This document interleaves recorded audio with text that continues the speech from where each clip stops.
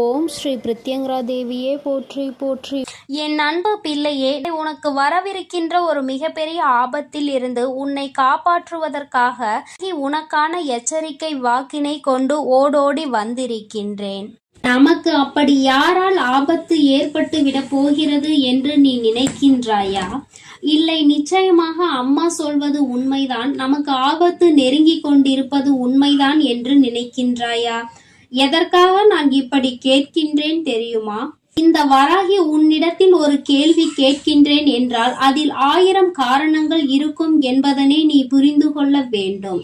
ஏனென்றால் அம்மா எதற்காக இப்படி சொல்கின்றாள் என்று நீ சிந்திப்பாய். ஆனால் உனக்கு யார் மீதும் சந்தேகம் இல்லை என்று அர்த்தம்.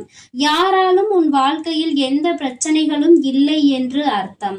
அதே நேரத்தில் என் குழந்தைக்கு உண்மைதான் என்று நினைப்பாயானால் நிச்சயமாக உன்னை சுற்றி ஏதோ ஒரு சூழ்ச்சி ஒருவரால் நடந்து கொண்டிருப்பதை நீயும் கணித்து கொண்டுதான் இருக்கின்றாய் என்று அர்த்தம்.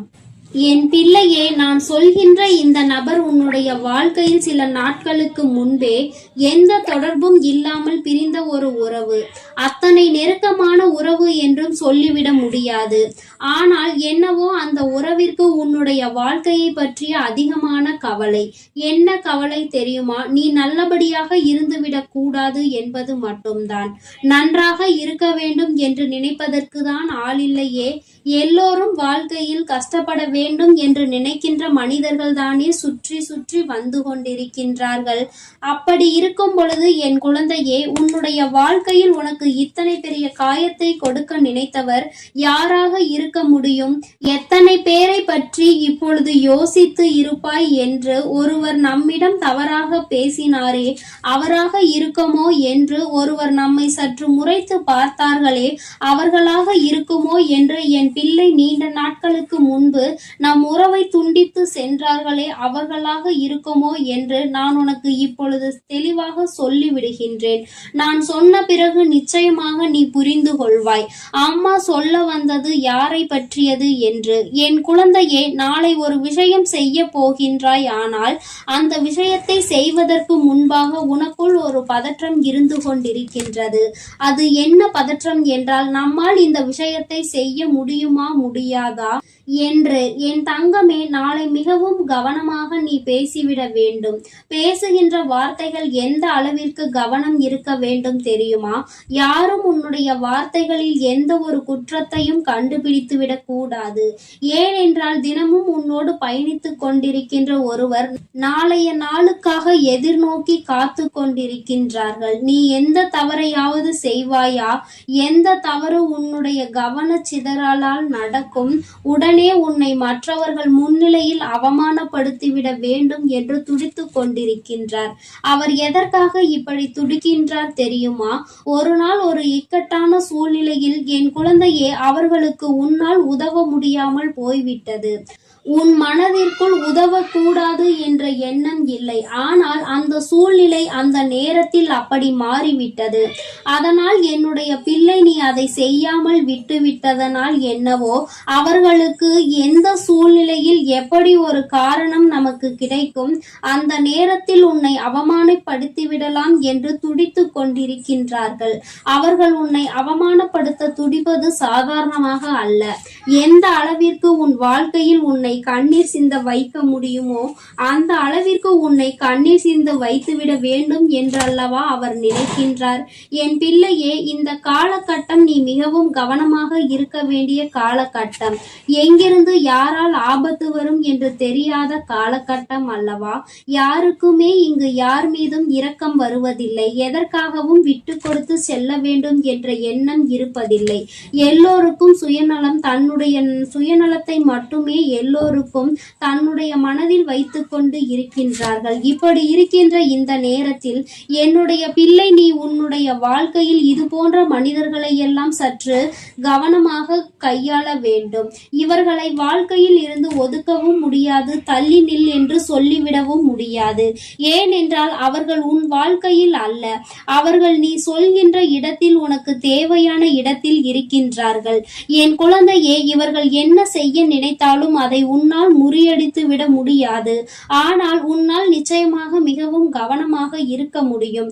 இவர்களிடத்தில் இருந்து உன்னால் தப்பித்து கொள்ள முடியும். அதற்கு முதலில் உன்னிடத்தில் இருக்க வேண்டியது, எந்த சூழ்நிலையிலும் உண்மையை மட்டும் பேசு. எந்த சூழ்நிலையிலும் யாரிடத்திலும் எந்த விஷயங்களுக்காகவும் பொய் சொல்லி விடாதே. உண்மையாகவும் நேர்மையாகவும் நடந்து கொள். எப்பேற்பட்ட சூழ்நிலையிலும் எப்படி சென்று எப்படி வந்தாலும் எந்த தவறையும் உன்னிடத்தில் கண்டுபிடிக்காதவாறு நீ நடந்து கொள்ள வேண்டும். ஒருபோதும் என் பிள்ளை எதையும் தாண்டி குற்றங்களையும் நீ செய்துவிடக் கூடாது. ஏனென்றால் அவர்கள் உன்னை குற்றம் சுமத்த தயாராக இருப்பார்கள்.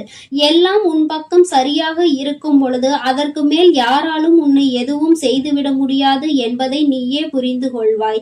என் தங்கமே, வஞ்சக கூட்டத்திற்கு நடுவே சிக்கிக் கொண்டிருக்கின்றாய்.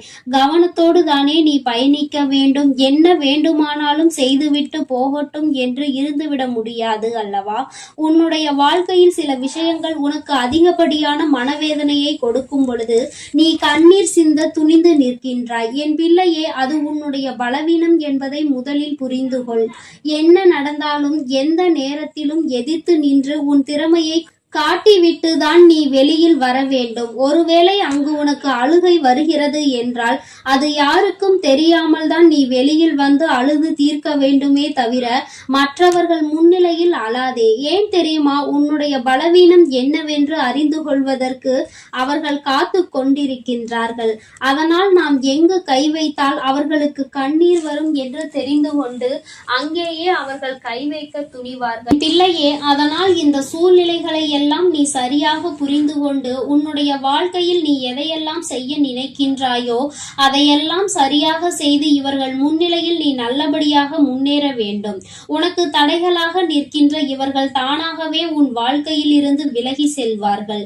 இனியும் இவர்களை தீண்டுவதால் எந்த பலனும் இல்லை. நமக்கு தான் எல்லாம் திரும்பி வந்து சேர்ந்து கொண்டிருக்கிறது என்று நினைக்க தொடங்குவார்கள். என் குழந்தையே, உன்னுடைய மனதில் நீ எப்பொழுதும் உறுதியாக இருக்க வேண்டும். உன்னுடைய வாழ்க்கையில் ஏற்பட்டிருக்கின்ற சில மாற்றங்களினால் நீ சில காலமாகவே உன்னுடைய வாழ்க்கையில் எல்லாவற்றையும் பெற்றுக்கொண்டதாக ஒரு உணர்வை உணர்ந்து கொண்டிருக்கின்றாய். தெய்வத்தின் அன்பு உனக்கு முழுமையாக கிடைத்து விட்டது.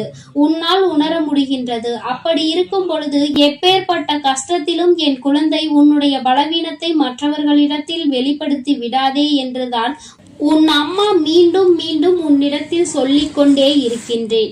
என் தங்கமே, உன்னுடைய அழுகையானது நிச்சயமாக அடுத்தவர்களுக்கு சந்தோஷத்தை கொடுத்துவிடக் கூடாது.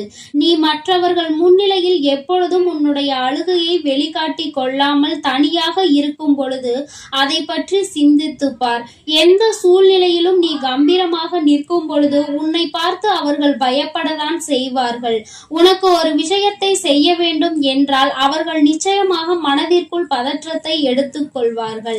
என் தங்கமே, நாளை உன்னை நோக்கி வருகின்ற இந்த ஆபத்தில் இருந்து உன்னை நீ காத்து கொள்ள வேண்டும் என்றால் நீ சுறுசுறுப்பாக இருக்க வேண்டும். எந்த கட்டத்திலும் உன்னுடைய மனதில் இருந்து தேவையில்லாத சிந்தனைகளை வெளியில் வந்துவிடக் கூடாது. உன்னை பற்றி தவறாக புரிந்து கொண்டதற்காக அவர்கள்தான் வருத்தப்பட்டு நிற்க வேண்டுமே தவிர ஒரு நாளும் என் பிள்ளை நீ வருத்தப்பட வேண்டிய சூழ்நிலை வந்து விடாது. நீ ஏதோ ஒரு காரணத்தினால் உதவி செய்யாமல் போயிருக்கலாமே தவிர மற்றபடி உதவிகளை யாருக்கும் வழங்கக்கூடாது என்று நீ நினைக்கின்ற குழந்தை அல்ல.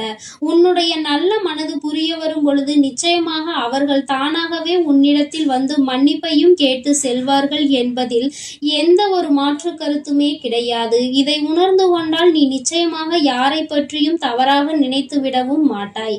என் அன்பு குழந்தையே, அதனால் நீ எதற்காகவும் கலங்காதே.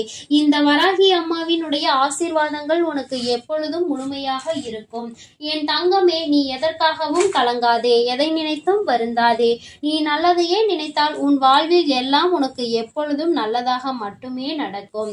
ஓம் ஸ்ரீ பிரித்யங்கரா தேவியே போற்றி போற்றி. ஓம் ஸ்ரீ பிரித்யங்கரா தேவியே போற்றி போற்றி. ஓம் ஸ்ரீ பிரித்யங்கரா தேவியே போற்றி போற்றி. ஓம் ஸ்ரீ பிரித்யங்கரா தேவியே போற்றி போற்றி.